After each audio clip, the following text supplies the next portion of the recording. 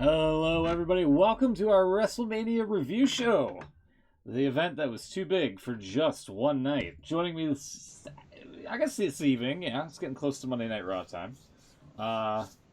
Chucks and Will, how you guys doing? Good. Surviving. This is Still weird. Oh, This is weird to do one on a Monday of all days. it is a bit, yeah. I know. Feels like Taboo Tuesday over here. It's just Yeah. it's not right. Taboo Tuesday. It's like in between Taboo Tuesday and Cyber Sunday. I would assume, Something like that. Okay. Fair enough. Just the wrong day. But to be honest, all days pretty much feel the same lately. I was just going to say, Yeah. They'll kind of morph into one, don't they? So. You could tell me it's Saturday, I'd believe you. Yeah, I thought generally in the middle of WrestleMania on Saturday, thought it was Sunday. Because obviously you had to watch the pay-per-view and... Every day feels like a weekend. Apparently there's a slew of trains going by today. I don't know why. Every day just seems like it's another day these days, I guess, because I mean it's not like we can go outside as the COVID-19 stuff is still happening as of this date. Things are still kind of pretty much the same on that front, and because of that, we had an empty Performance Center this past Saturday and Sunday for WrestleMania, and surprise, it wasn't that bad of a show, I felt, overall. No, You didn't watch. I thought... No, I did. I know. I thought it was really good. A lot better than it had any right being, to be honest. Oh, yeah. Yeah. Because, I mean, I think he actually put something on Twitter. We all went into this thinking it was going to be awful. Yeah. And it wasn't. So, everyone's a winner. Ed's asking us if we all feel okay after that acid trip, which I presume he's talking about the Firefly Funhouse match. I'm pretty sure we'll get to that. Yeah. Let's get right into the prediction game here. If I can get the music queued up, the papers rustled. You don't want to talk anything about the go-home shows, because I can't actually remember anything that happened on them, so I'm kind of hoping we can just... The only thing I do remember, actually, was Smoot saying the future last week. I said what? You saw I don't know if it was last week or the week before, but you kind of saw the future, because you said, wouldn't it be great if you had the Firefly Funhouse characters appear in the arena behind the barricades? Yeah. Exactly what happened on SmackDown. Yeah. That's kind of cool. But yeah, no, you're right. I don't think the go-homes were particularly great. No, it was just like, hey, here's a promo. Yeah. Heyman's promo was good, considering when he started talking, I thought, okay, he's doing this. It's been 8 years. He's been doing this exact same promo 5-6 times a year. Yeah. I don't need to hear this again. It turned out to be one of the better ones, but still not. I liked how he kind of acknowledged that fact, that he kind of said, here we are again, kind of thing. Yeah. That's true. Yeah. I don't know how much more life there is in this Lesnar thing. I have no idea. No, I don't know. I think he's got a little while to go yet. I think we probably won't see him for a while now. I think he's done for a bit now. But is he just going to win it like in October and then lose it next year at WrestleMania again? I mean, that's what's to be expected.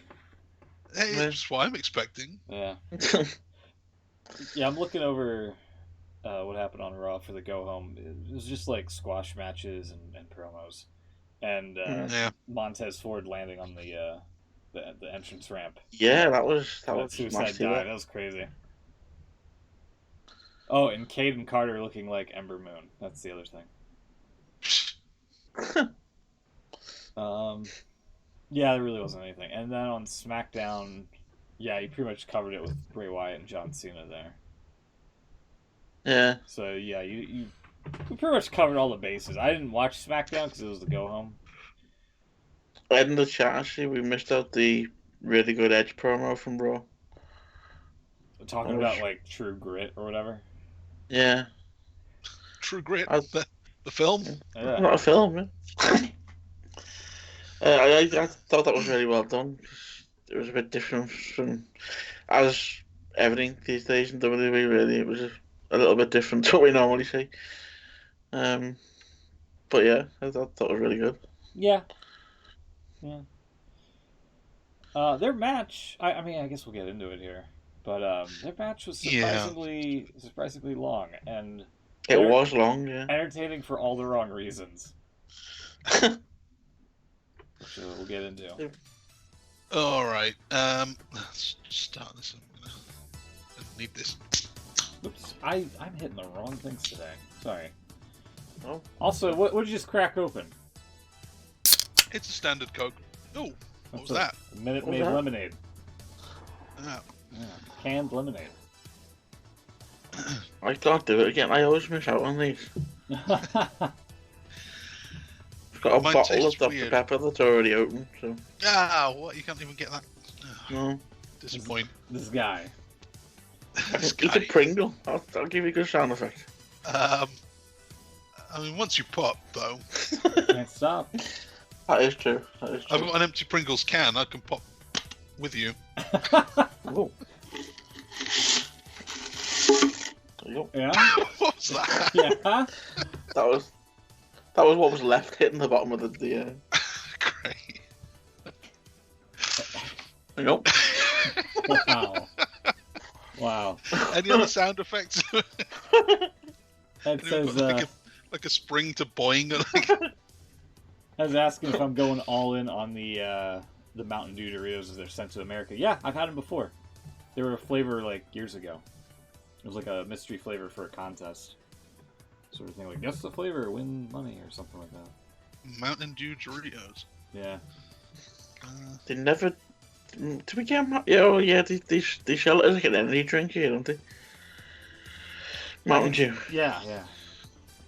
They sell it as an energy drink, but. Well, there's the Kickstart, but yeah. But that's all we get. We don't get anything else. Weird. Yeah, we get Mountain Dew. But no, it's the same thing. Mountain Dew. The Mountain Dew that we get is Kickstart. It's the same thing. Really? But it's not branded as Kickstart? No, we just call it Mountain Dew. That's weird. Crazy. I've never actually had it, so that may be bullshit, but that's what I was sure someone told me that years ago. I think does it look like that these days? Let's see. Pretty sure we used to get proper Mountain Dew. That looks like normal Mountain Dew. Let's see. I mean, the label's changed, but yeah, that's pretty much what it looks like. Huh. Let's see here. I'm pretty sure I got told they stopped selling it because it didn't sell very well. So. It's actually quite nice. I quite like a Mountain Dew. Can't remember having it, actually. Ooh, that doesn't look so good though. There's a Mountain Dew cupcake rolled in Doritos there. Ugh. That. No. No. Christ. No, that looks disgusting. That looks absolutely vile. I don't want that. No. Well, that Mountain Dew garnished with a Dorito. That's fine. I would enjoy that. Okay. Let's get on with this thing then. It's just going to be a long one. This is the biggest pay-per-view we've ever done. How many matches did we get in total? 18. 18? Wow. 18. It really was too big for one night. Sure. I kind of feel like they could have done it in one night if they actually could. They probably would have just done it over 6 hours and it would have been fine.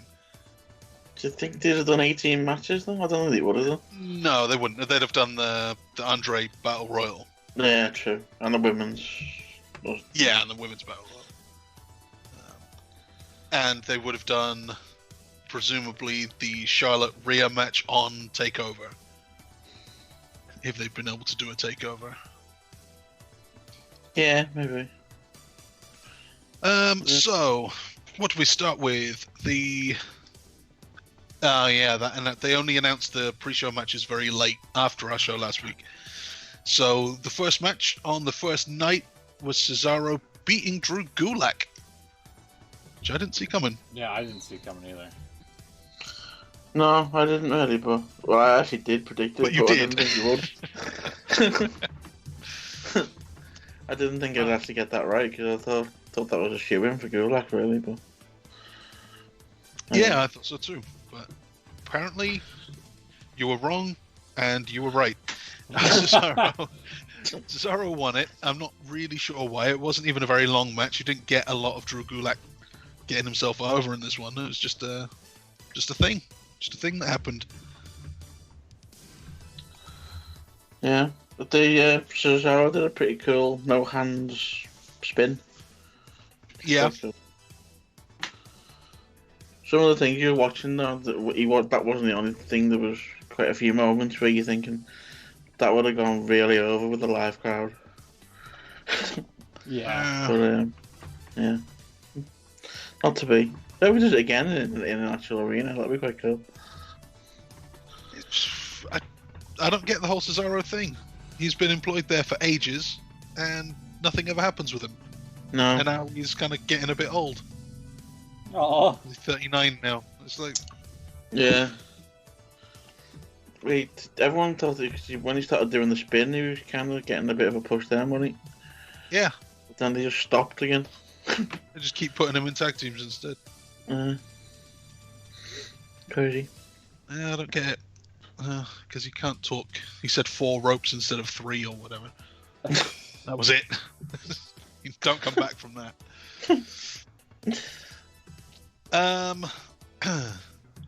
So that's 1 point for you, Will. That's a good kickstart for you. Yay. Then the main show opened with Alexa Bliss and Nikki Cross beating the Kabuki Warriors for the women's tag team titles. They become the first 2-time women's champions. And I believe I called this. Chucks, this is where you faltered. Well, you all did. This was one that I Yeah. thought I had to predict differently from Beans. So I lose a point, you all get a point. And it's just... Does anything else happen here that needs to be... Only it was a bit of a theme with the women's matches. They were just really loud. They were really loud. Loud, yeah. This one in particular was kind of heavily edited too. Wasn't it? I was kind of looking out for obvious edits, and to be fair, I couldn't see as many. There was 1 or 2 that you could see. Yeah, they've obviously done something there, but yeah, Kairi Sane coming off the top rope for the elbow to break up a 2 count when the ref was like 1, 2, and then all of a sudden. Oh, it was a long 2. Yeah. Cut to an elbow drop. I was like, oh, okay. That's where people, I think, were kind of like, this is kind of awkward. Yeah. So Wikipedia has the Kabuki Warriors title reign down as 171 or 172 days. Because we don't know which day this match was taped on. Wow. It's pretty great. This WrestleMania has just ruined a load of tag title reigns. Yeah. Yeah, not much going on in this match. Is Asuka going singles? Because she was getting a good push there for a little while. She was supposed to be deadly and unbeatable. Easy peasy. Yeah, it was all easy peasy. And she was doing great. And now she's just losing to everyone. And now she can't spit on people. That's probably why. Yeah, that's probably why. Yeah. I think they should permanently replace the King with her on commentary. She makes more sense. Yeah.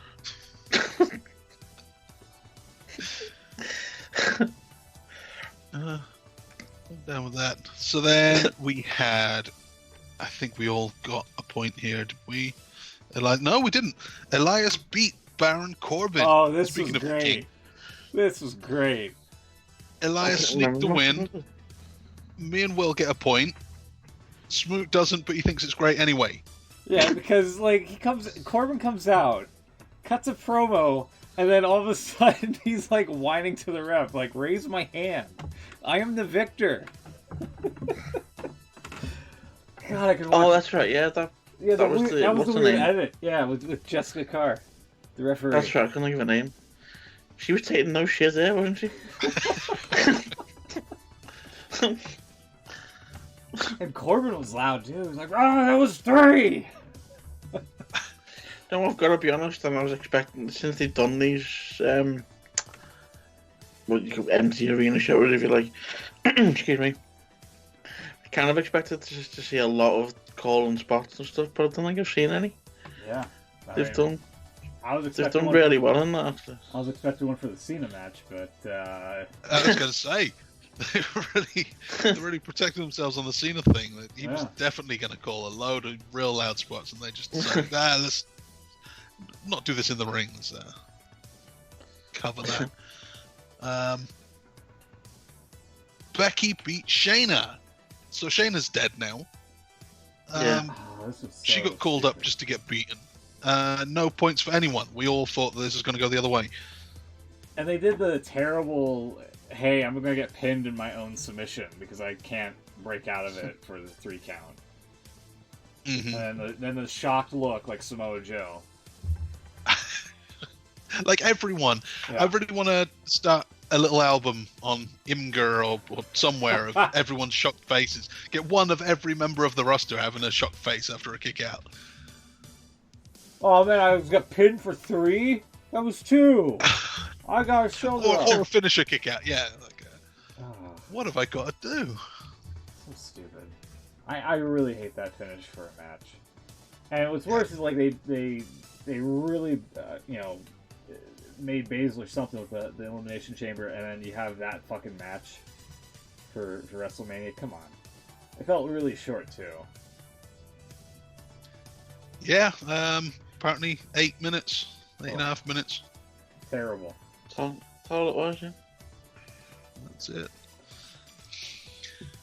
What have we got now? Sami Zayn beat Daniel Bryan to retain the IC title. So it's a good night for those guys. Cesaro wins, Sami Zayn wins. Drew Gulak, Daniel Bryan lose. I guess this feud can continue as a tag thing. I suppose. I mean, it doesn't seem like either side's going to be breaking up anytime soon. No. So luckily, this is one that Beans predicted wrong. He went for Bryan. We all went for Zayn. I'm still kind of surprised though. Sami Zayn, how is he getting wins now after all this time? Yeah, it's a bit weird, isn't it? Yeah, He beat Braun Strowman. Now he beat Daniel Bryan. And it's not as if he's even doing a lot when he actually gets in the ring. I just point out that the Arts Collective here has turned into the Winning Collective. So that's definitely. Oh God, that sounds like that came right out of the mouth of Michael Cole. Yeah, there you have it. Ed's actually Michael Cole. What's happened to you, Ed?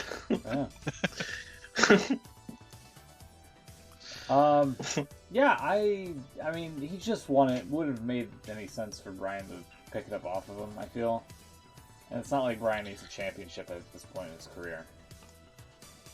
No, he doesn't. It just seemed like Sami Zayn is a heel that loses a lot. He got a belt away from a guy who was getting a bigger push, presumably. And he was going into a match against a guy who is, 2 or 3 tiers above him in the pecking order. It just seemed like this was obvious he was a transition to get the belt onto Daniel Bryan. But I guess not.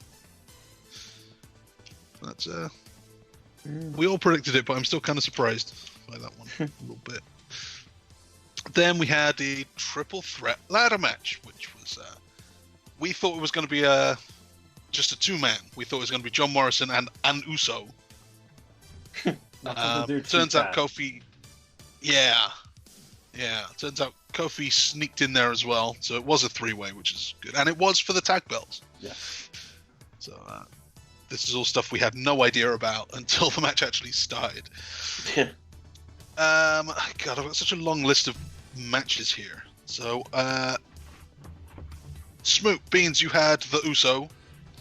Yeah, and Uso, me and Will have Morrison. Presumably none of us would have gone with Kofi anyway if we'd known he was there. I don't know if I would have switched. Maybe. I don't know. But you and Will with the point.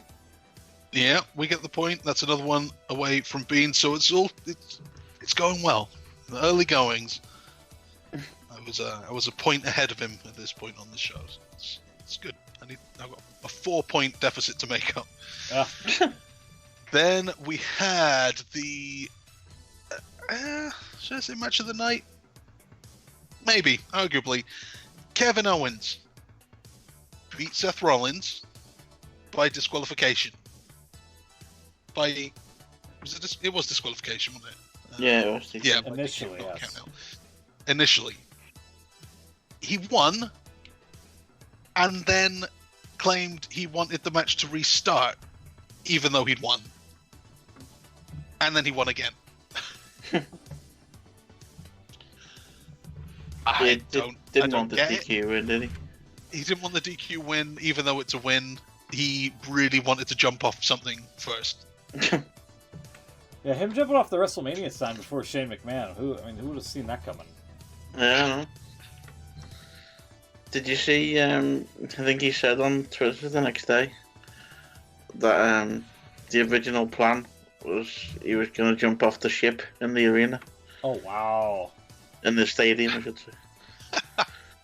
How high is the ship? That ship is like 100 feet up or something, right? Something like that. Yeah. Apparently, he'd been to a football game there, and after the game, took some photos of how to get up there and stuff like that. And it was all sort of going to happen, but obviously it didn't. How the hell? I want to see that. They have to go back to Tampa. They've got. That's the thing. I mean, they've got to do Mania there again at some point, surely. They were robbed of a Mania. Yeah, and I was robbed of seeing that full. Gotta see it. Still, it's a cool looking spot. It was a good spot, actually. Yeah. And Kevin Owens wins. I still think it was a bit of a weird decision for him to have basically been handed a victory and then decided he wanted to put himself through that huge table spot before winning again, for no gain. But there you go. Seth Rollins with the white gear loses. I'd say Mania 38 probably going to Tampa. I mean, I would assume it makes sense. So. It makes sense, yeah. WrestleMania 38. Let's try this again. that should be. That should show me the catchphrase. Yeah. Take two. Take two, yeah. So we're still not getting it in London. Probably. We're all the way up to 38 now. Probably we're still not. not getting one. God. Yeah. So that's a point for Beans, point for Will on the Owens thing. I'm not sure where I thought Rollins was going to... did I just choose differently from Beans again? Backfired. I think so, yeah. Damn it. Then... I was wrong. This is match of the night. Braun Strowman, Goldberg. Goldberg hit a spear. Goldberg hit a spear. Goldberg hit a spear. Goldberg hit a spear. Braun Strowman then hit a running power slam, and then a power slam, and then a power slam, and another power slam. And JBL said, "These guys are giving it all they've got." God. Yeah, she's not wrong. That was it. Four finishes one way, 4 finishes the other, and Braun Strowman is your new Universal Champion for the first time. And that's how it happens. Yeah, after insulting Evil Uno and Indy wrestling companies on Twitter or Instagram. After losing to Sami Zayn, not getting any kind of payback on him, just walks into Roman Reigns' match and wins it. God. Hey. Strowman owes a lot to Roman. Shit, definitely. It's funny, especially after that Twitter thing of him saying, I know it sounds easy for me to say. Yeah, look, you just walked into this huge victory. Yeah. You actually are the luckiest guy. Easy for you to say that you could just make money. Yeah. God. Literally no struggle. The least deserving in kayfabe. So yeah, that was a crazy one. We all predicted Strowman to win it. They didn't decide to hold off on the Reigns thing. Goldberg could have held it surely for another couple of weeks and then just done the switch at a later date. But nope, Strowman's a new world champion, which feels about 3 years too late for him. Yeah, no, you're right. Yeah. Should have won it off of definitely. Lesnar years ago. Yeah. Ah well. That's the way it goes, I suppose. And then the main event. That was not the main event of night one. The world title match, 2-minute long world title match, was not the main event. God. Instead, we go on location to a boneyard. Not sure where the boneyard is, but we went to a boneyard, which I guess is what we're calling a graveyard. Yeah. And I don't know what to say about it.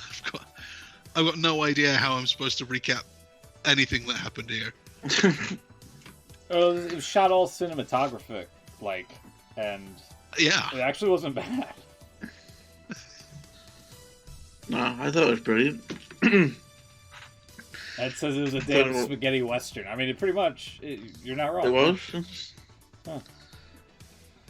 I certainly. I liked it. I enjoyed it. I know some people. I think a few people on Twitter didn't like it, but that thing kicked ass. I don't know how you can not like that. I think it was a little movie. It was brilliant. Yeah.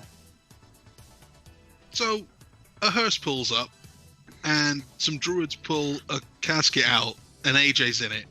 And AJ pops out and says, "Ha ha!" And then Metallica start playing, and the American Badass drives in on a bike from 3 miles down the road. Yeah. And then AJ just starts running away from him and just gets beaten up a lot. And Undertaker calls him Alan.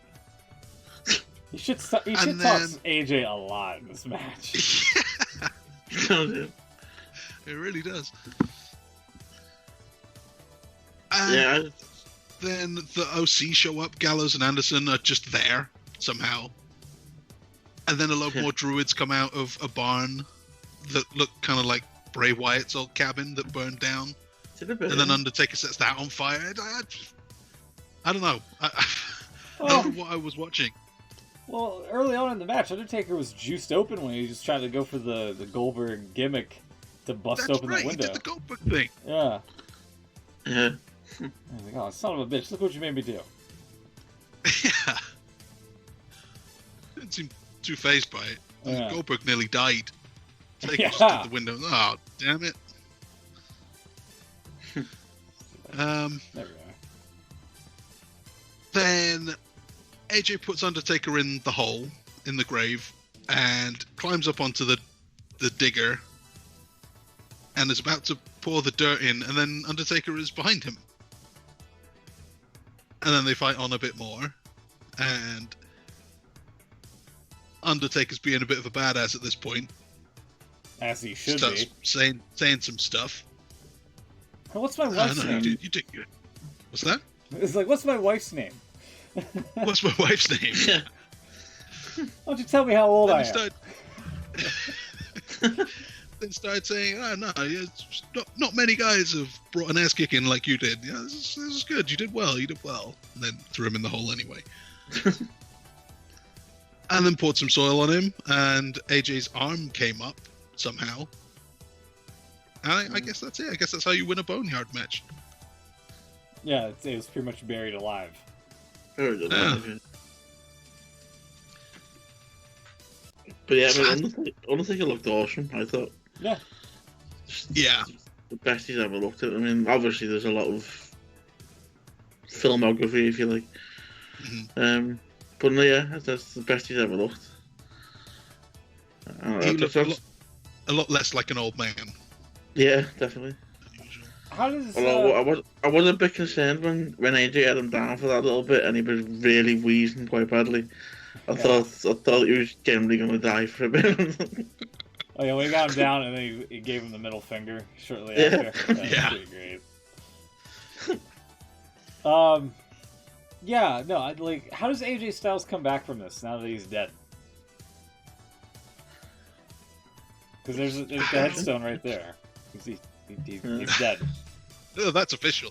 They've already carved out the headstone. Yeah. Either he's a zombie, or no, that's it. He's a zombie. It has to be, yeah. He has to be. Yeah, so on Raw, as per you on Twitter, so on Raw next week, do we get zombie AJ from WWE Champions? Yeah. Which, I mean, we kind of have to. I can't see any other way out of this. No. Only logical thing to do. Anyway. I don't know how I feel about this whole cinematic match on location thing that they're doing. Because when it's Matt Hardy doing it, there's a... It's not supposed to be serious. I don't know how I feel about it. It seems like they're trying to do two things at the same time. And the chat says Undertaker 2020 cutting arms and blowing up farms. That's a t-shirt. That is. I mean, I kind of don't want to see Undertaker in the ring ever again, especially after that Saudi Arabia match with Goldberg. Yeah. I think this is probably the best way to portray him, I feel. Yeah. Because you have the power of editing and pyrotechnics and some really well-placed trash talking as well that everybody can hear. So I'm okay if they go forward with Undertaker's career just being on some sort of film like this. Dude's kind of I've seen quite a few people point out on Twitter making that point. Is this kind of what we see now from Undertaker? Is that where we go from this point on? But if that was done in a normal setting, a normal arena, I don't know whether I'd want to be sitting in an arena watching the screen for 25 minutes. I don't know if I want to be sitting in the arena watching somebody possibly die from exhaustion, like The Undertaker, and like possibly botching a move and hurting somebody because you can't get him up for whatever. Yeah, I know where you're coming from, but so I don't know. They seem to want Taker to be a more normal guy, like the biker gimmick. He's just a dude now.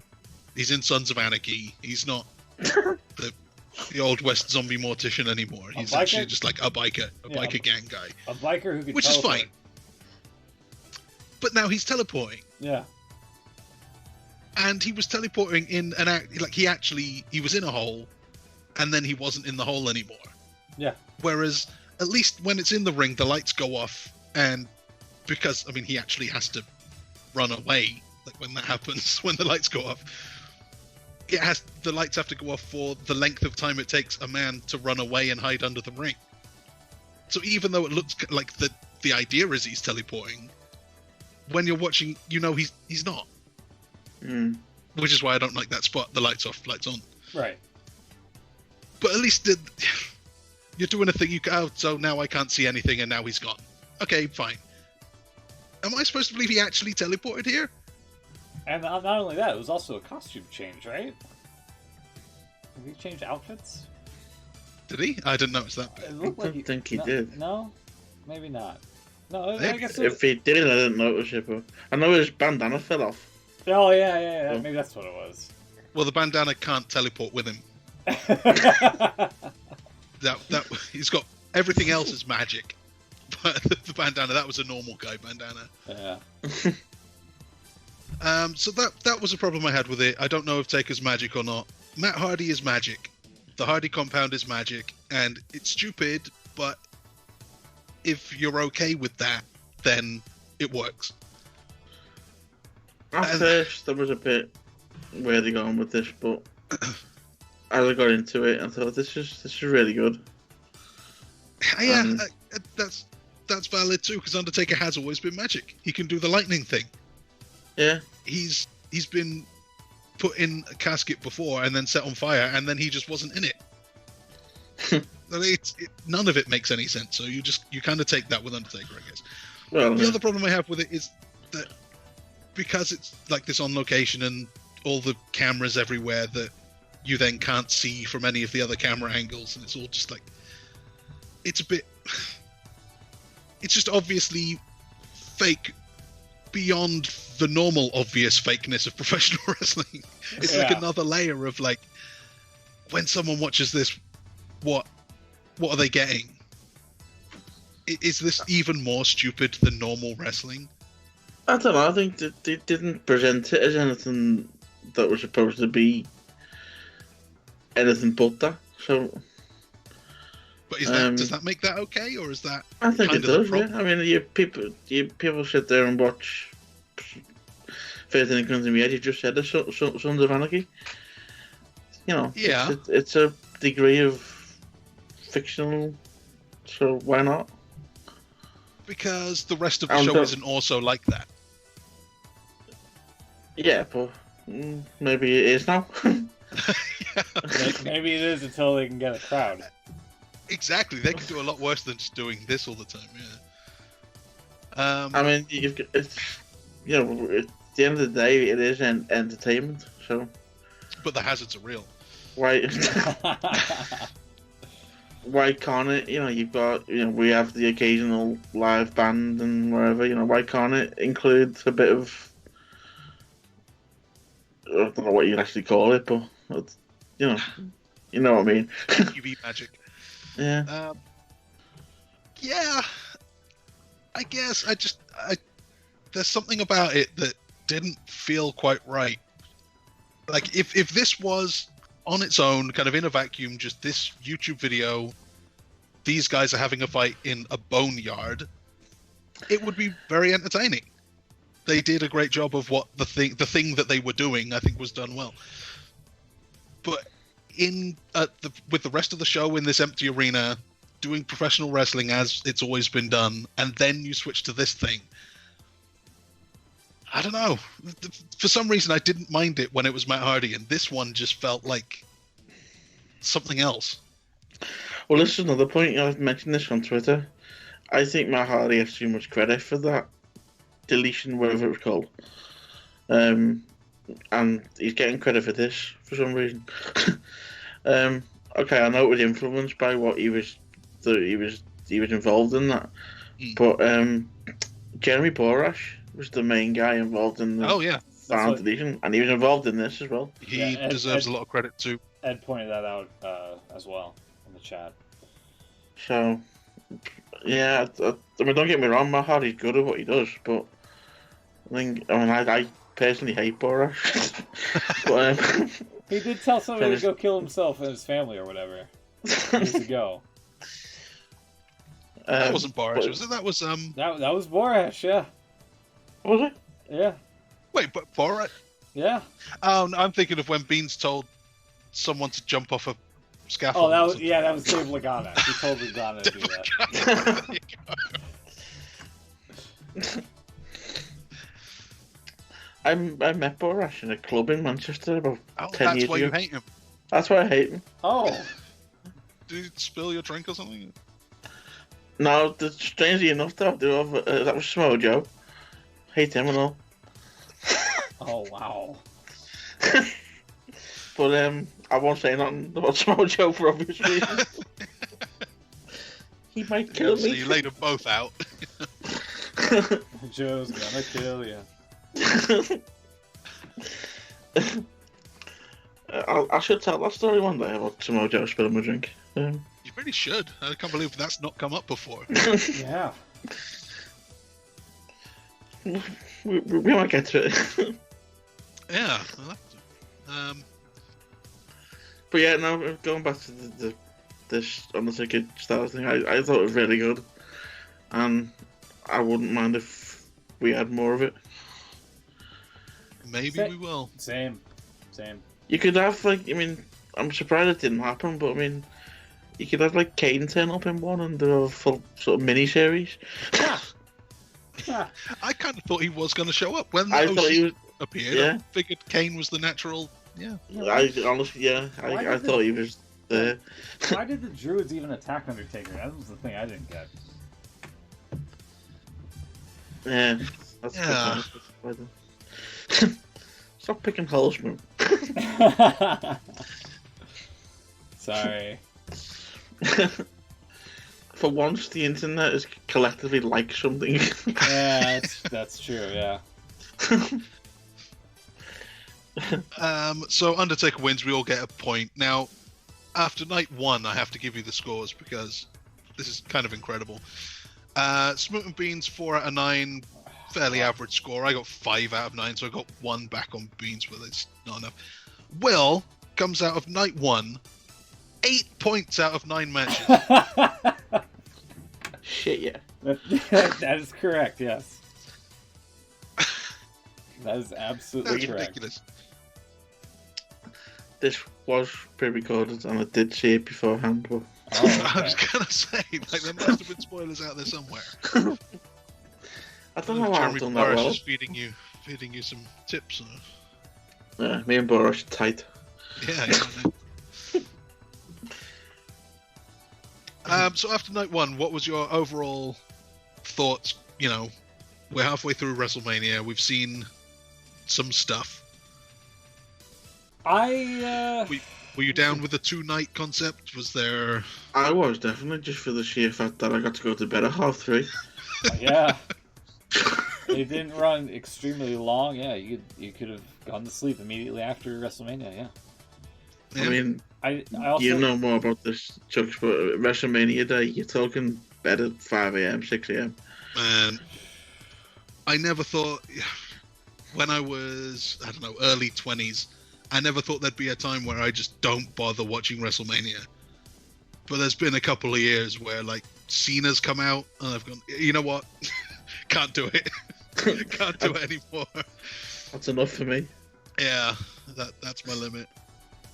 It's a long show. It's too big for one night, you might say. Well, of course, yeah.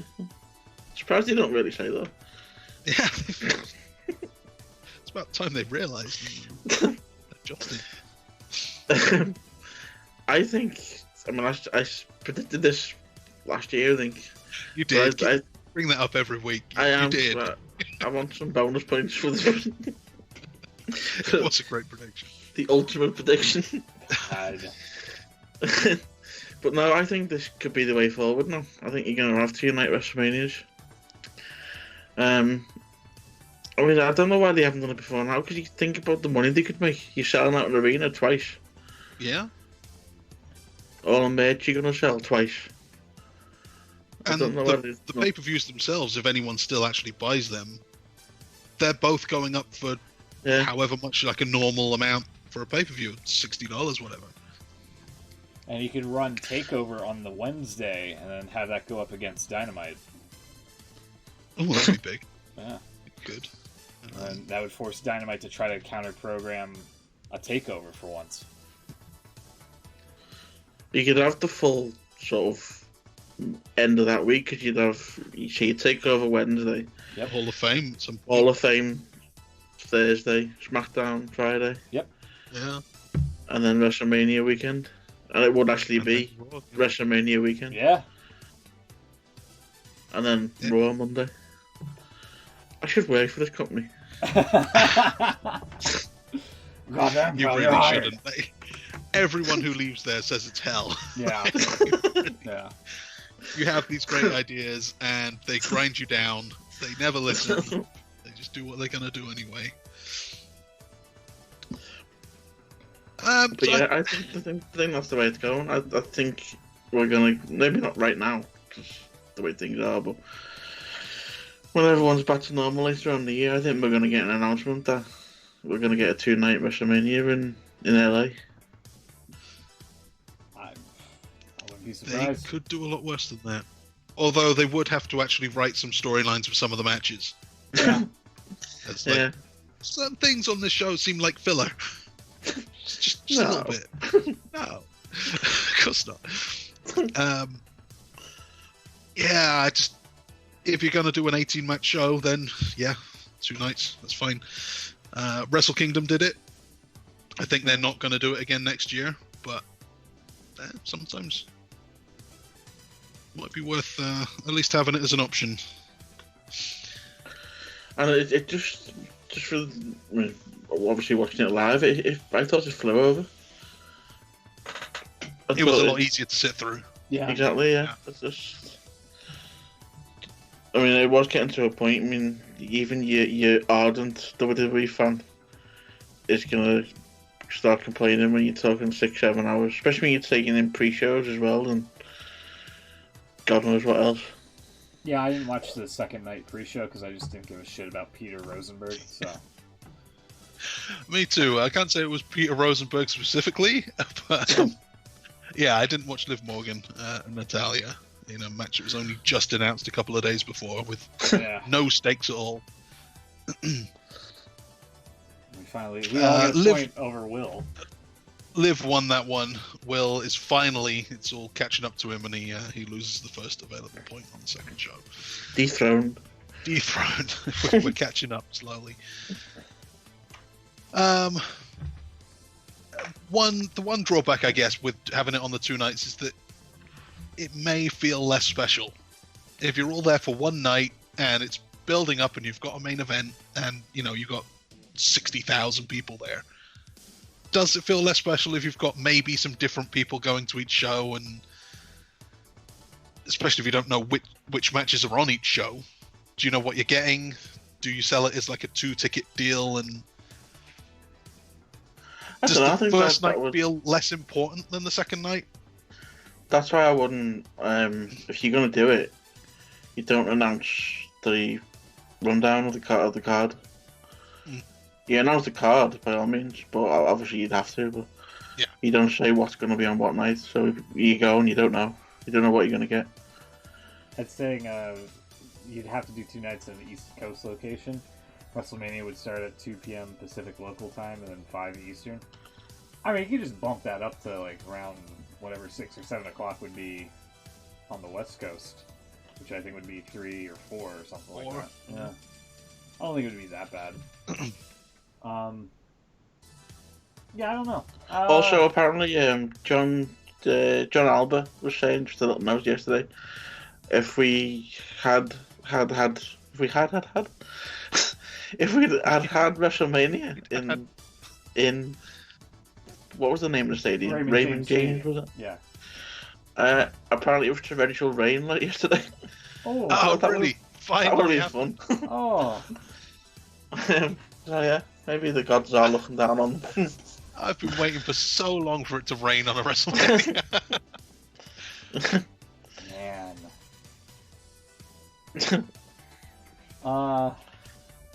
Okay. Second show, Liv Morgan Natalia. That was a thing that happened, and no one watched it, so that's fine. Main show opened with probably the loudest match of the night. I had to turn my TV down. Yeah. I don't know what the neighbours would have thought. Rhea Ripley, whether she's selling or on offense, just says "Arr!" like over and over and over. Everything she does has a "Arr!" and it got to be a bit much for me. Yeah, a little bit. Yeah. I mean, people pay good money for that kind of noise. There's no variation in it either. It's just the same grunt every time, like a tennis match. That's saying that Rhea Ripley ditching the metal grunge for her Vegeta outfit didn't like. Not sure if she had to do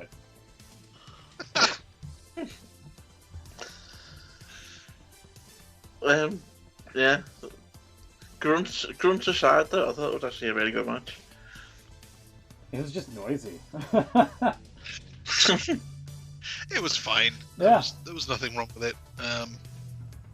I still don't care about anything that Charlotte does. I thought actually the noise made it more intense than you'd probably got if there was an arena there, a crowd there, because you wouldn't have picked up on that. So it made it feel like more of a intense fight than anything. I don't know. I still anyway. think they would have been loud and audible to hear him go, ah! Don't ever let it get through. Don't need that.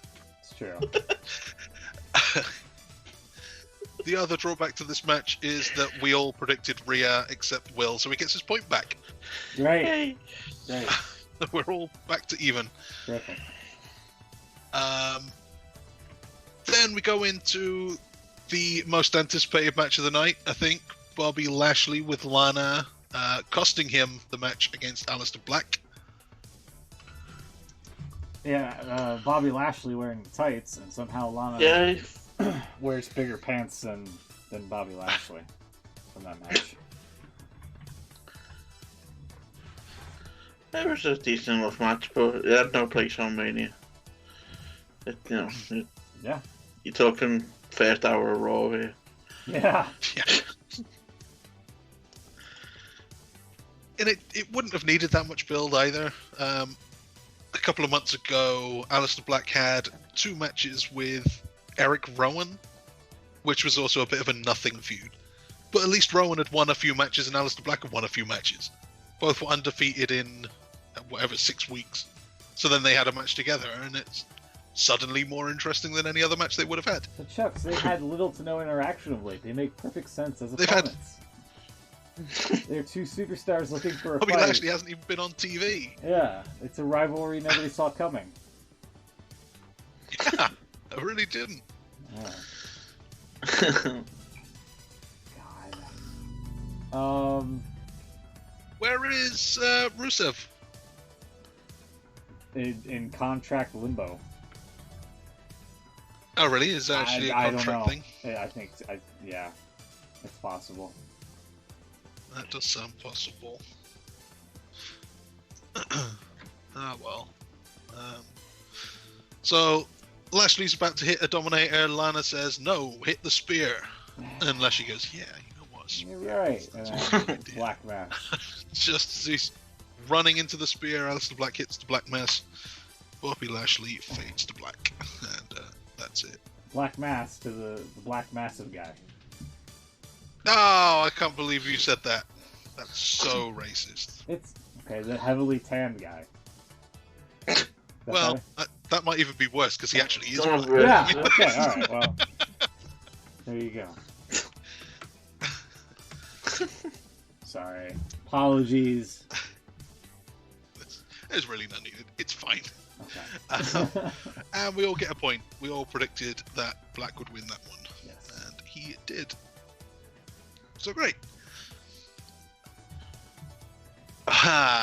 Speaking of woman issues, Dolph Ziggler shows up with Sonya Deville. So, I don't know, are they together now? They never really explained that part of the story. I hope not, because Sonya's not exactly hetero. Ziggler's not her type? Yeah, there you go. Yeah, right. There you go. That's bingo. Yeah. So, about to find out. So I don't know. We had this like, the truth will. What was the phrase? The truth will be heard or something. Set you free. I don't know. Whatever. Yeah, the truth will set you free. So some shadowy guy with many monitors. Yeah, everyone thinks it's Ali for some reason. Because he hasn't been on TV for a while, I guess. Yeah. Man, that'd be a letdown. So he's the new GTV. He's got some footage from security cameras that no one else has seen of Sonya Deville sending the text message to Otis telling him that Mandy's going to be late for the date that then he didn't show up to and Ziggler swooped in. Okay, I guess. So who's this guy? Who is this Mr. Robot guy? And why does he care? Why is he bringing back GTV?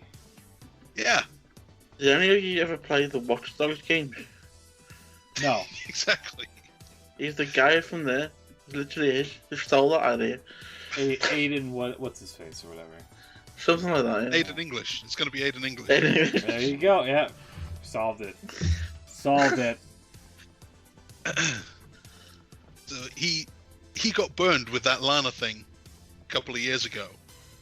He knew that Lana was coming onto him, but he couldn't prove it. So now he's just put cameras up everywhere, and he's not going to let anyone else get played by a cheating woman. And now he's making sure that everyone is honest. It all makes sense. It's Aiden English for sure. That's how you worked it out. Yeah. Because he was right about Lana the whole time. Yeah, in the long run, he was. Yeah. Right. So now he's rigged up every arena in the country with his own CCTV. And probably bugged everyone's phones as well. And now no one's going to get away with anything. It's all for the best. You've got nothing to hide, nothing to fear. Okay. You say so. Yeah. Well, that storyline ripped apart then. Yeah, I've seen through it. Right, it's Aiden English. If it's not Aiden English, nothing, because it's obviously not Aiden English. So Otis wins. Otis beats Dolph Ziggler, and then he carries Mandy Rose away. All is right with the world. Okay. Moving on. Oh, well, I'm glad you're happy for him. Yeah, I mean, he's the underdog. He got the gal who looked. By the way, Mandy looked incredible. Carried the threshold, Right as well. and yeah, that's the story. That's the story. How long does this last then? Before like How long do you think these guys are going to stay together? Before Mandy backstabs Otis. Before they realize that like this is all they had for this story, and actually they don't work very well together. Let's say 2 months. 2 months? That's pretty good. I was going to go with the standard 3 weeks, but it may be a little longer. So points all round. Otis was the obvious winner here. Good work on that. I don't get the Mandy attraction. I mean, don't get me wrong, she's her not, entrance gives you she's not glaucoma, ugly. Will. Come on. Who else can do that? Well, there's that. I don't know. I think Shonya's more attractive, actually. I completely agree with all of that. I don't think she's your type. And I don't really know why. I also think she's not your type. Well, she's... Ziggler, on the other hand, he looked incredible. Not that I'm name dropping here, I've already name dropped Borash and Samoa Joe, but I've actually met Mandy Rose and Sonya. Why isn't she their type? That's why you don't find her attractive anymore. This is why Sonya's a lesbian. Yeah, there you go. There you go. That's it. That's it. I was gonna be like, because she bats for the other team. That's what I was gonna say.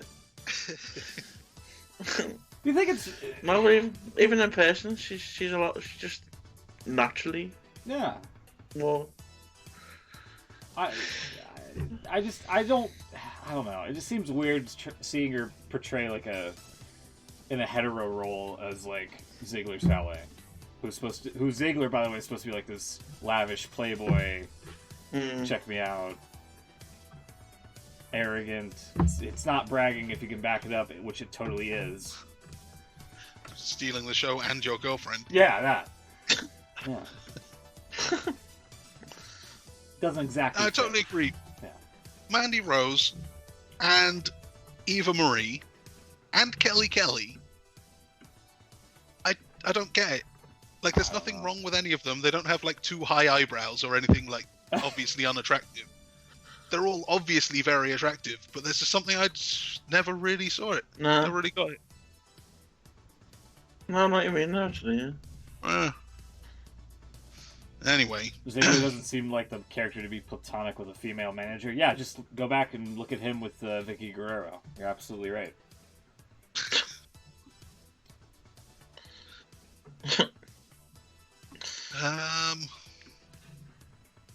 What was that? What was next? What was next after Otis and Ziggler? I don't remember. It was another on-location match. This was Edge and Randy Orton exploring the Performance Oh, Center. this was great. This was great. Yeah, I thought this was really good. And Edge hitting moves that he decided to make much more difficult than they needed to be. Yeah. Like, several like elbow drops or whatever that he could have just done, and instead he decided to hang on something first. Just And then for some reason. Yeah, and then like trying to hang Edge from like gym equipment. I was like, whoa, is this really necessary? Oh god. Like a week after the Benoit documentary, you're gonna go there? I know, that was a bit uncomfortable, actually. But yeah. As soon as he did that, I thought Twitter's gonna explode on that. Yeah. First off, the match started with Edge looking towards the entrance ramp, waiting for Randy Orton to come out, who, by the way, was posing as a camera guy. Mm-hmm. For some reason. I don't know why he was a camera guy in an arena filled with nobody. Like... He had to hide somewhere. Yeah. He didn't have to hide! That's the thing! Of course he did. There was no one else there. If there was just like a load of camera guys and Randy Orton. Well, then Edge come would have out, come out from under the ring! Oh, there's a camera guy. Although, what no one's really mentioned is, what do you do with the original camera guy? Where's he gone? Yeah. And then after that, you had... She's still tied up in a cupboard somewhere in the Performance Center. And then after that, we had a cameo of Paul Heyman in the back here before he scrambled out of the shot. It looked like there was some sort of board meeting going on in the middle of WrestleMania. Yeah. It kind of was, yeah. You had that happening, and then... What was next here? Yeah, oh god, hanging them in the gym room, yep. And then it spilled out into the... Now, this was my favorite part. This was my favorite part. They went into the conference room from Gargano and Ciampa NXT a few weeks back, and they actually fixed the wall. Fixed the wall. They fixed the wall, they painted it. I'm completely surprised by that, I have to say. And then after that, it was, this was a bonus here. Apparently they just have a door to IHOP. I don't know why. I don't know what the significance is of having an IHOP in the conference room, but that is a sign to IHOP. So it must be some sort of in-joke somewhere. Maybe, I don't... Or they just have an IHOP in there. I don't know. Anyway, I thought that was pretty cool. Yeah. And then they went backstage where there was just a guy chilling on the backstage set here. Just in that, going back to the bit where you were in that room there. Yeah. Why is the roof made out of netting? Oh, the ceiling mesh. Yeah, I don't know. Yeah. That was also strange. Is the IHOP anything to do with the New Day? I don't know. It'd be great Possibly, it'd be great if that's where they get their pancakes from. Right. They always have a lot of pancakes. Yeah. Yeah, maybe. And then I just like the way, I think I said on Twitter at the time, I like the way Byron Saxton was just describing everything. Yeah. As they went through, that's what we use that for. Yeah. Didn't explain. There's a ladder, we climb up them. Oh, it'd be great if you would explain the IHOP door. That's Yeah. where we eat pancakes. Yeah. And then they went backstage where, you know, they were going through all sorts of clutter. And then eventually they got to this truck here, this pickup truck, where apparently this was the snack area. There we go. As you can see in the back. There we go. I was hoping they would have gotten into some of that and just, you know, opened up a bag of pretzels. Teabags. They look like what? That would be tea bags on the left. Oh, over here. Hold on. The yellow box. Yeah, yeah. Those are pretzels. Those are, I think, Snyder's of really? Hanover. Snyder's of Hanover pretzels, I believe. Yeah. All right. Okay. And yeah. It looks like kind of granola bars or cereal or something. There was loads more by the ladder. Yeah, yeah. You're right. Yeah, let me pull that open. Yep. This is where they had it laid out. Yeah. We obviously walk around warehouses with crazy ladders just stood up. So what is that, like Cheetos and stuff? Yes. Crisps, yeah. That's, I see the Kinder Bueno. Yeah. Nutella. Oh yeah. Nutella. Yep. There's also Milana Nutella. cookies. Yeah. Cliff Some bars. Nutella. Yeah, your Cheetos would be right here, I believe. Good selection there. That's a little bit. Sorry, my circling was a little bit off. A little bit right there. Those orange ones, yeah. Yeah. Yeah. Should pro wrestlers be eating that kind of thing? Maybe it's for the crew. I mean, there's Cliff bars, Maybe. which are supposed to be like the protein bars and whatnot. So I mean, that's fine. And the chips here, yeah, those are baked. Those are the baked kind, so they're a lot more healthy, apparently. Okay. I mean, it's WrestleMania, kind of. So. There you go. Have you got any more pictures? Is that the only ones you've got? Those are the only ones I got. Just of the food. Yeah. Can you go back to the one you showed before that one? The one with the first. With the big ladder? Or the truck? Before that one. A truck, yeah. On the actual show, you got a bit of a wider shot than what you've got there. But it still took Baron Saxon to explain that was an NXT truck.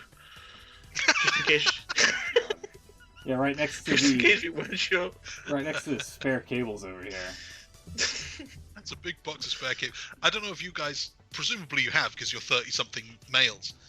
But you have like a box of spare cables in your house You don't somewhere? have boxes of spare cables. You just leave them lying around everywhere. Yeah. No, I have a box of them because I can't throw anything away.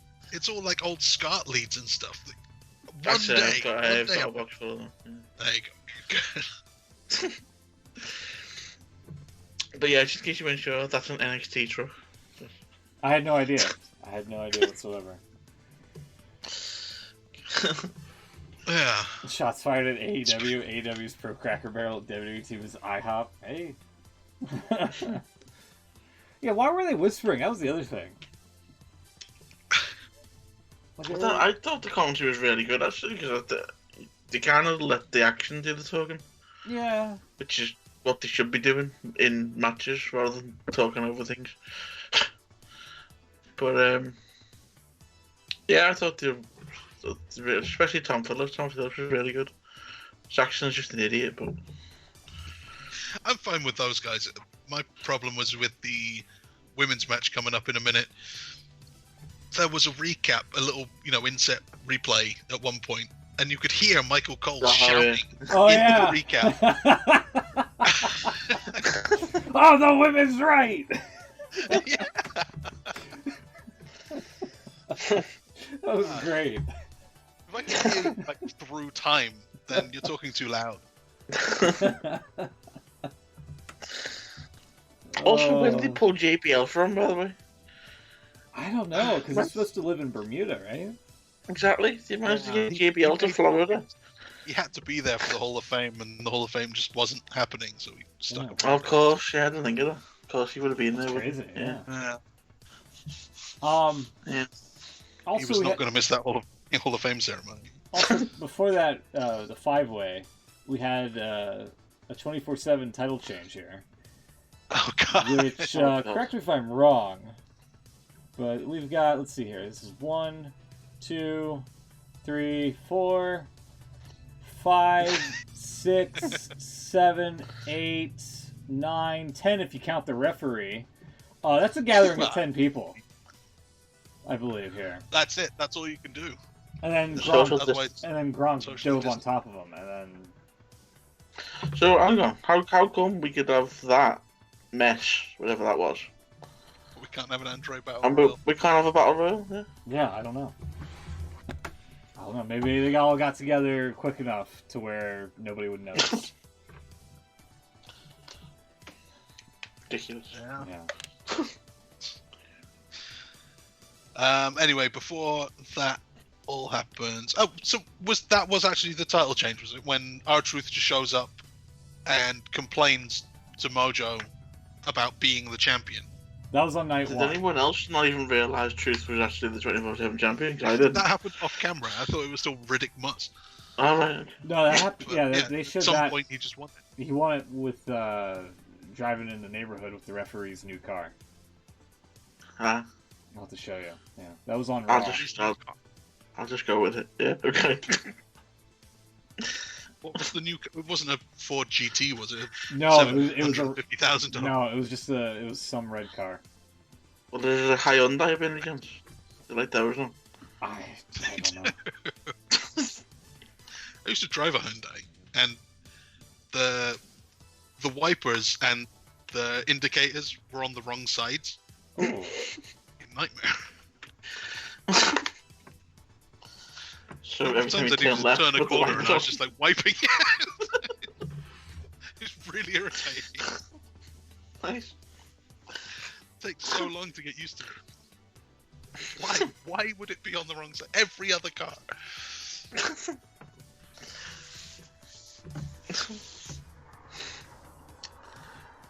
What match was that one? That was the 24/7 one, yeah. Yeah, Yeah. The Gronk's champion though.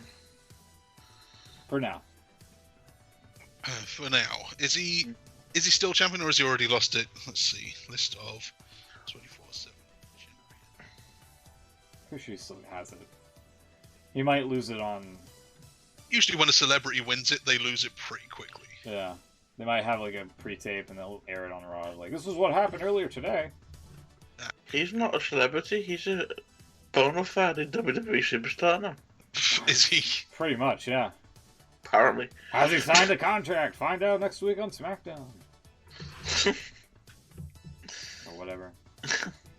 Oh, so he won it the next day, right? Okay, yeah. Mojo won it on the first show, and then Rob won it on the second. So he has been champion for 11 or 12 days. Right, going And back. he's actually. That was he. Right, going back to the 5-way match. Will gets a point. Just wanna throw that out there. Well, you know. What was that? The Edge thing. Oh yeah. Now yeah. the women's. Oh, we got to pay for Edge, well. Yeah. Everybody but me. Exactly. Smoot loses a point there. Yeah, apparently Gronk's contract is only for a couple of matches, so he's not around long term, like Cain Velasquez. God. Yeah, because he's done well, hasn't he? Yeah. They have his 3-year contract. Did you see it? Sorry, carry on talking. I'll get a link to a tweet. Okay, well, quickly say that the Street Profits beat Angel Garza and Austin Theory in no time at all. Tag titles are safe with them, and we all get a point. Yeah.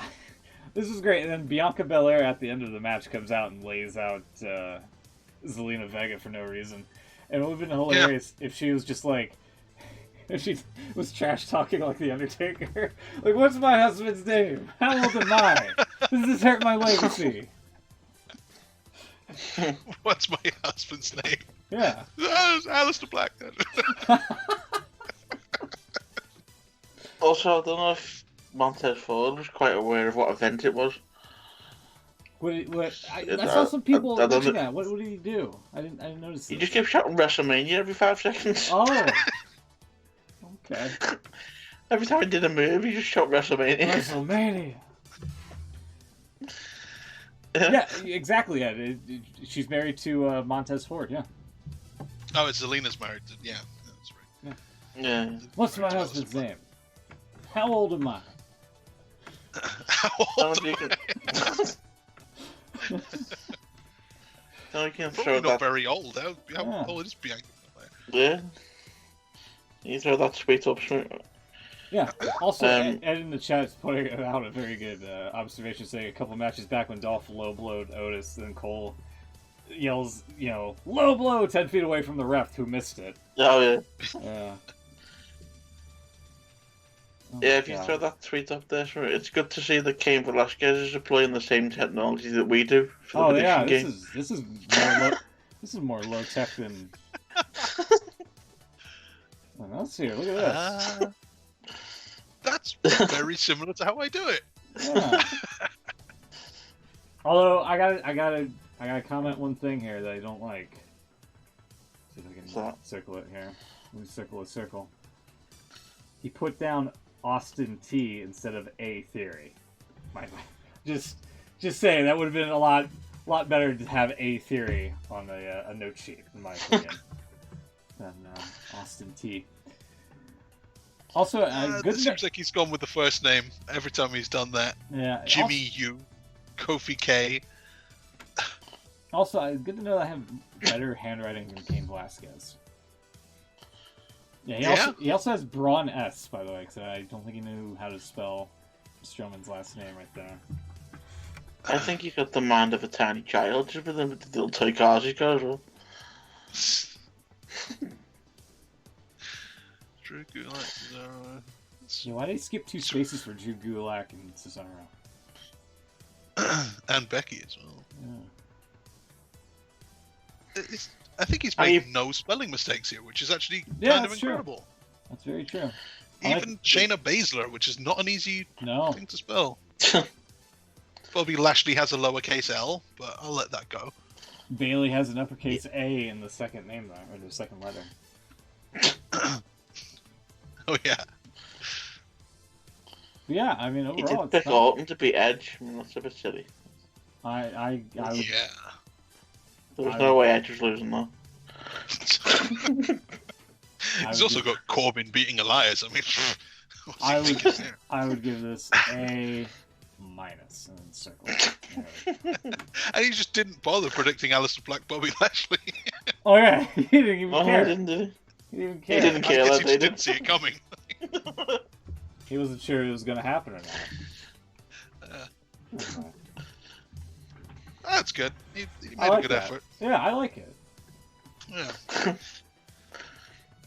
What else have we got then? So the tag match happened, and now we can forget all about it. Then there was a 5-way women's match for the SmackDown Championship, in which everyone eliminated Tamina first, because she was the wild card. Then, Naomi, I guess, was eliminated somehow. Yeah. Bayley and Sasha were supposed to work together to beat up Lacey, but instead Sasha got pinned with the women's right. Oh, it's the women's right! Yeah, exactly. But Bayley won anyway. Bayley managed to sneak out with her belt, and Will gets a point for it. I cannot believe this. Cannot believe this. Yeah. Having a hell of a night. Me and Beans went for Sasha. Sprint went for Lacey. Nope, not yet. Bayley lives to fight another day. That was another long one. That was like 20 minutes long. Yeah. So actually, this side of the show went longer. The first night ended like right around 3. This one went to... Did it go to 4? Was it all the way up to 4? It was quite late. I think it was about 3:30, I think. Yeah. Later. I don't know what the hell to say about the Firefly Funhouse match. I don't know what I'm supposed to take from this. Didn't I tell you, like, wasn't I trying to just say don't pick Cena? But you're like, oh, I gotta pick opposite for the prediction game. I mean, that is an excellent impression of me. Thank you. That's exactly what I said. Exactly the way I said it. And I stand by. I had to do something different. But it turned out you were right, and so was Beans. Yeah. I think anyway. Where is this match on my list here? It's around here somewhere. Oh yeah, yeah. You and Beans, me and Will went for Cena, so at least I have that. Will's having a hell of a night, and he thought Cena was going to win. This was incredible. I don't know where to even pick this apart, but this was certainly not what anybody was expecting. That's for sure. No. How did Cena even get into the Firefly Funhouse? Is the thing. He just appeared there. Yeah, but like how do you physically get there? Is what I'm trying to figure out. Exactly. Yeah. Well, I don't know how he went back in time to like 1980 Superstars or whatever, Saturday Night's main event. I don't know how any of this was supposed to work, or why he wanted to beat Bray Wyatt in a match, but then did a promo with him. And why was he called Johnny Large Beat?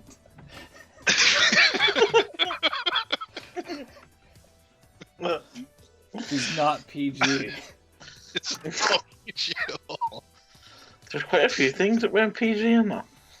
Yeah, Mr. Well, Cena's rap was pretty not PG. Yeah.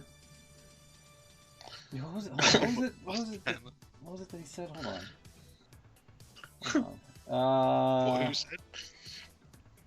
He had something in the rap where he was like, "Oh yeah, Mr. Suck It, bro," and then they had like the stock sound effect of kids cheering. I was like, I don't know if that's the wisest. I'm not sure that's the wisest of choices there. I thought I liked Bray singing the Bellas theme. Yeah, you can look, but you can't touch. Yeah.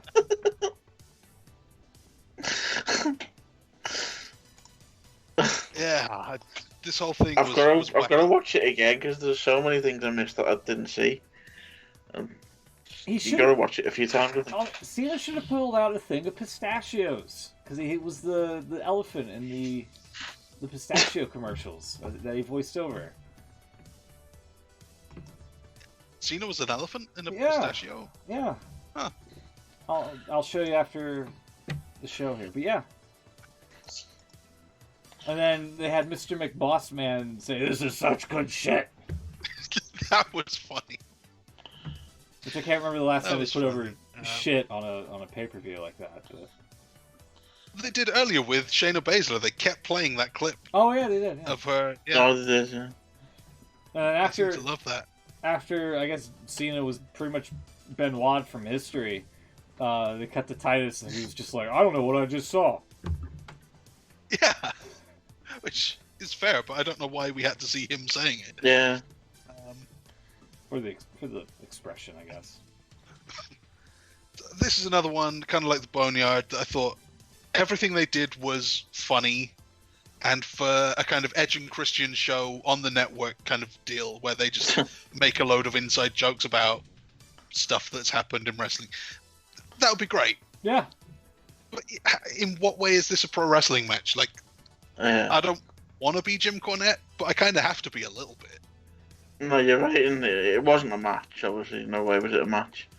And I can't take, especially Cena, who's supposed to be a normal guy.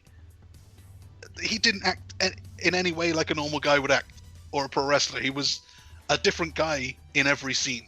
Yeah. Well, he couldn't be himself. He was an idiot. Because of the environment that he was in. He was ruthless aggression. Yeah, and then taking the same swing over and over, even though it obviously doesn't work. Yeah, because history was changing. Was it? Yes. I mean, kinda. It wasn't Kurt Angle, it was Bray Wyatt. Night the history goes out the window. Yeah. Yes. Yes. That is correct. Did you see Bischoff's tweet after it happened? Well, what do you say? He said something about, "It's crazy. I was fired in October and I'm somehow the main event of WrestleMania."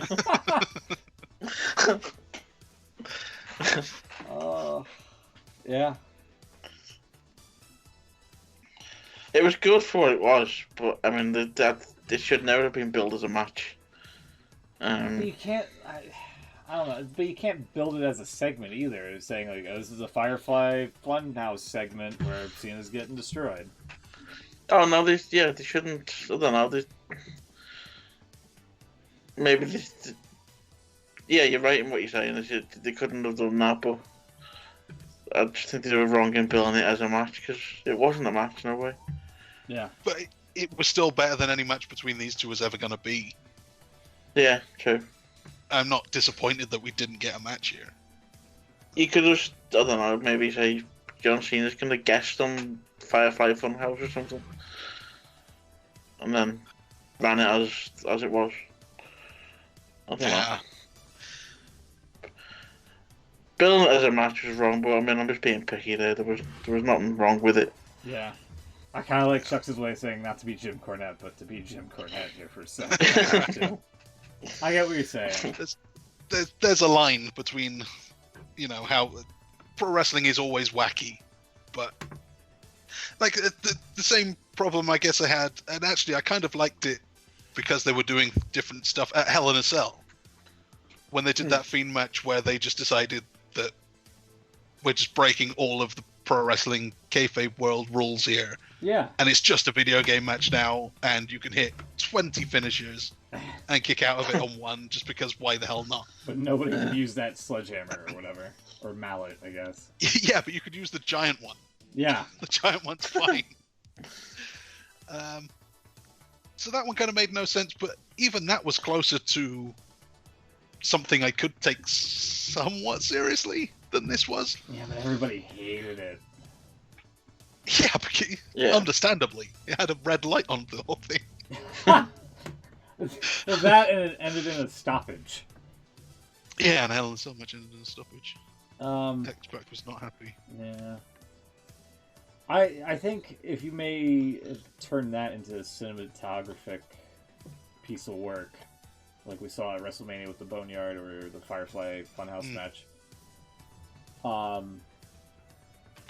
maybe people would have liked it more. It definitely would have been different, but I don't know.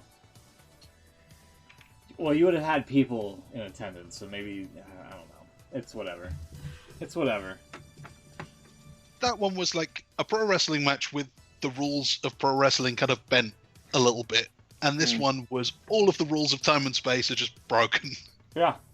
This one has no sense of reality in it at all. This was like a dream. A little dream sequence in the middle of WrestleMania. Yeah, pretty much a fever dream, yeah. Yeah. Which people love because it had lots of references to old wrestling. Which is, that always gets over. And that John And they Moxley didn't mention the podcast. gobbledygooker. That's true. No gobbledygooker. Which is usually an easy go-to. Yeah. Gobbledygooker, it's Steve Blackman. It's always an easy pop. So, right. Sorry. It's aggression. Husky Harris got mentioned as well. Yeah. So Bray Wyatt wins. That's a point for you, Smoot, and for Beans, wherever he is. And then the main event. 5 minutes. Drew McIntyre beats Brock Lesnar. So A few 5 F5s, minutes? a few F5s, a few Claymore kicks, and that was it.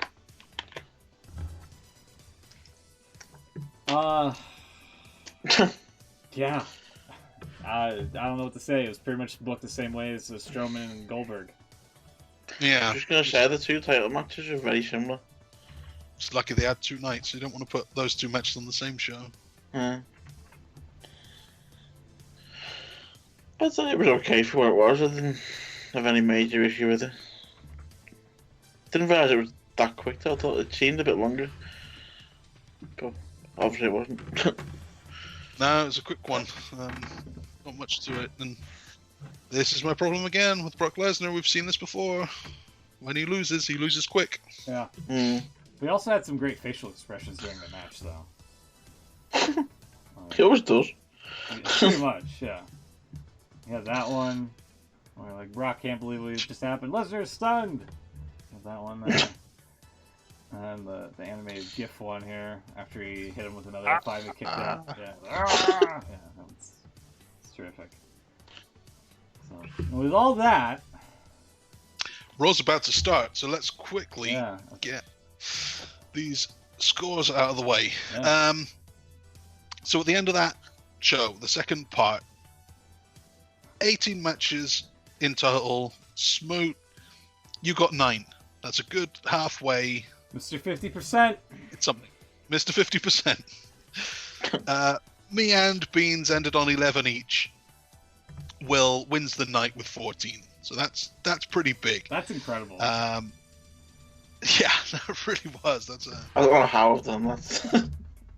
Only Christ. Lesnar, Shayna, Cena, and Natalya let you down. And Natalya, that doesn't even count. Yeah. That match wasn't even a real match. Mm. So at the end of the whole season. The WrestleMania is over. We're done. 144 matches in total predicted. At the end of the whole thing, Smoot 75 out of 144, which puts you on 52.1%. Yes. You did it. Yes. Will in third, you got 86 out of 144, so that's 59.7%. Pretty good. I'm then in second with 94, which is 65.3%. And Beans wins it. God damn it. He's done the double AEW and WWE seasons. 98, 68.1%. That's not bad. Now, this is where I want to interject something here a little bit here. What? I know. Are we restarting this as a no DQ? Well, no, I just want Here comes Schmidt with his money in the bank briefcase. Yeah, hold on. I just want to replay something that happened, roughly almost a year ago at this point. But here, let me put your attention towards the video screen here in just a moment. This was August 17th, 2019. No, I'll just play it here through the stream, so you can. You're gonna hear ourselves. Yeah, sorry. This tournament lays out the way you just wrote that. I'll put a nice little eye there. You can deduct 5 of my prediction points if this pans out. Oh, really? Yeah, Smoot, you can have my heard it. 5 points if this happens. Oh, nice. All right. What's he gonna write? Okay, so there you go. The only thing I screwed up, the only thing they technically said it. Yeah, the only thing they that didn't pan out was like that weird Samoa Joe Ricochet match where it was like a double DQ or count out or no contest or whatever. So it was like a triple threat down here. But the same outcome happened where it was Corbin advancing and Chad Gable won. So I don't know. By my book, I still predicted that. And Beans, you did it. Yeah. And Beans' verbal contract there, he said it. You can have 5 points. Yeah. That's legally so binding. what that actually means, the revised totals here, Smoot, you're still in fourth. Yes. You've got 80 out of 144. Yes. Will is still in third with his 86. Beans has cost himself 5 points, so his 98 comes down to 93. I'm on 94. Yeah. You're absolutely right. Thanks to you, Smoot, with the assist. Yes. Hang on. You've actually given me the win. I've retained. Yeah. I've retained my title from last year. There you go. By 1 point somehow. He had to say 5 points. If he had said 4 points, you can have 4 points. This wouldn't have worked. That's right. This is the best booking.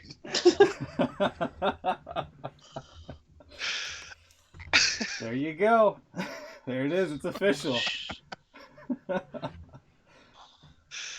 Unbelievable. I cannot believe it. I'm glad I was able to dig up that videotape of one of the rare appearances from Beans on the show and give you the victory.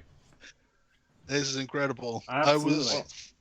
I was looking through the small print in our prediction league rulebook, looking for any kind of reason to disqualify Beans for not showing up, to too many shows. Turns out I didn't need to. It was right there the whole time. I cannot believe oh man. I cannot believe I pretty much booked that King of the Ring to the T, and B, Beans would go out and say something like that.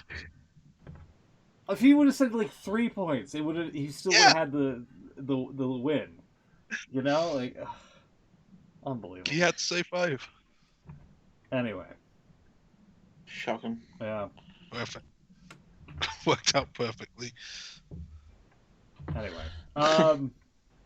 Yeah, we're always about to start. We're about 5 minutes away. Is there anything else you want to get out of the way here before we go? They did announce Money in the Bank for next month, May 10th. Yeah, that's interesting. No venue as of right now announced. So it could be in the Performance Center still, or if this thing magically goes away in April, it'll be business as usual. It could be in. I think it was scheduled to be in Baltimore, but that's right, the Royal Farms Arena. Yeah, I don't see that happening right now. So I still think it's going to happen in the Performance Center, which You know, I mean, we could see more of those cinematographic matches as like a weird fever dream or whatever. At this mind. point, I'll be happy for a pay-per-view that ends in 3 hours. Yeah, that's also true too. A bit closer to home, they were talking because they've taped Raw. Yes. And they've taped NXT. Yeah. But they were a bit unsure about what the situation was from then on. Yeah. Because apparently there's a complete lockdown in Florida. Yeah. So they couldn't even get into the performance center to do any more shows if they wanted. But apparently that's been sorted and they are going to be allowed in. Okay. So SmackDown and then on shows will be live from the performance center, unless they do a big bulk taping again, I imagine. But I wouldn't be surprised. Yeah. Isn't NXT this week got the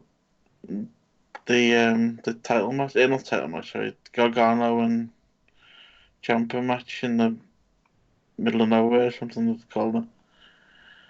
Said they wanted a match that wasn't. Oh yeah. So they're going to have an empty arena match essentially. Yeah, it's just kind of. We don't need fans. We just need a ring and a referee. Well, that's all you got. Yeah. Like every other match. Just that promo from last. I think it was last week before. Triple H said, "I'll find you a ring. I'll find you a location." It's like, you can have in one, mate. Got one.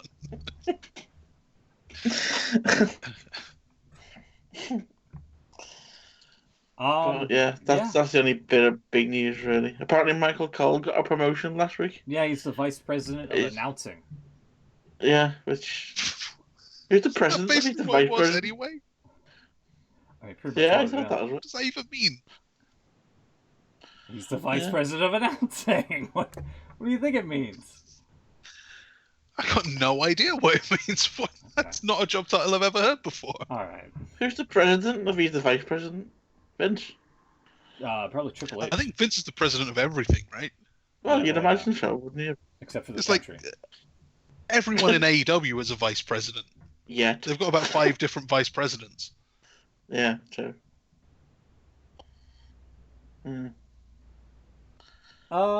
Yeah.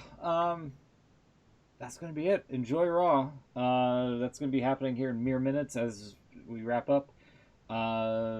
Everything should be in the can, but next week is when they're gonna go back to being live, I think. So we'll see what happens. Stay safe out there. We'll start a new prediction game with Money in the Bank, new season. And hopefully I won't be Mr. 50%. I always say this at the end of each season, but we'll see what happens here. Take care. Wash your hands, stay safe, and we'll see you next time. Good night.